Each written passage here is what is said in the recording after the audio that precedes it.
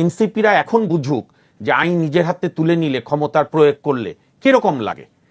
5ই আগস্টে শেখ হাসিনার বিদায়ের পর 8ই আগস্টে যখন আমাদের শান্তির নোবেল শান্তির দূত বাঙালি যাকে পীর সাহেব মনে করত সবাই, ইভেন আমরাও, কারণ আপনার ওই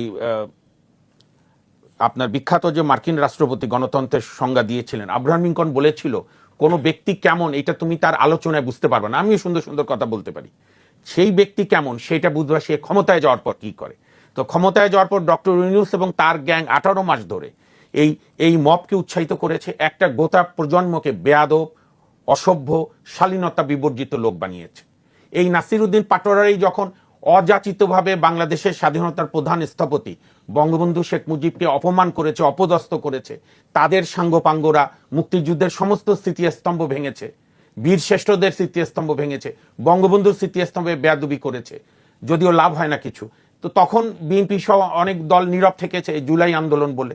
আর আমার একটা তীব্র আপত্তি আছে, আপনি জুলাই আন্দোলন তো সকলের, ছাত্রদের আন্দোলন ছিল কোটার, লাস্টে এসে পদত্যাগের দাবি দিল।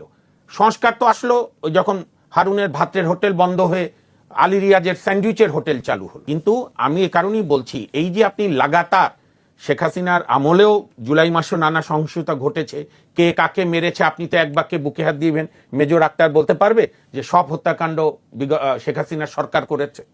কেউ বলতে পারবেন, কারণ তদন্ত হয়নি, তো সংখ্যাই তো এখনো নির্ধারণ হয়নি কতজন শহীদ হয়েছে, যে ইউনূস 18 মাস থাকলো।